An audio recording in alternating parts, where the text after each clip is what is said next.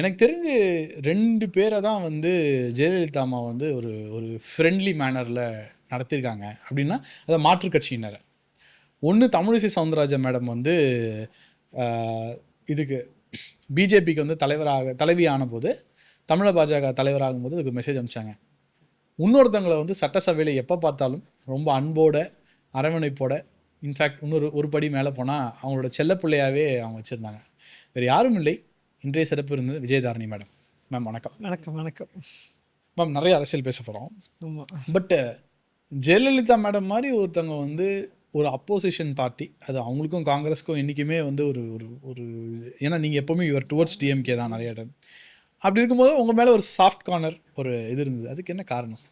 இல்லை, அவங்க வந்து உண்மையாகவே வந்து ரொம்ப அன்பாக இருப்பாங்க. அவங்க வந்து பெண்கள் வந்து அதிகமாக அரசியலில் ஜொலிக்கிறத அவங்க எப்பயுமே விரும்புவாங்க.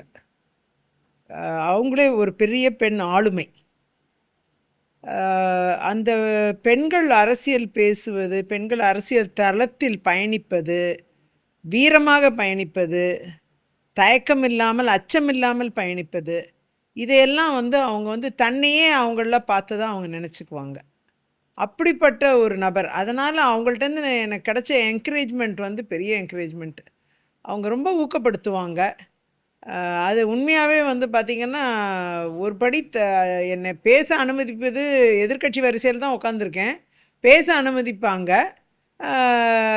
பல நேரங்களில் ஸ்பீக்கர் அனுமதிக்காத போது கூட அம்மையார் வந்து நான் இப்போ அவங்க பெர்மிஷனை அப்படி கேட்பேன், அப்போ அலோவ் பண்ணிவிடுவாங்க. அப்படி அந்த என்னுடைய தொகுதி பற்றியும் மாவட்டம் பற்றியும் தமிழக மக்களை பற்றியும் பேசுகிறதுக்கான வாய்ப்பு அதிகமாக அம்மையார் ஜெயலலிதா டைமில் தான் எனக்கு கிடச்சிது.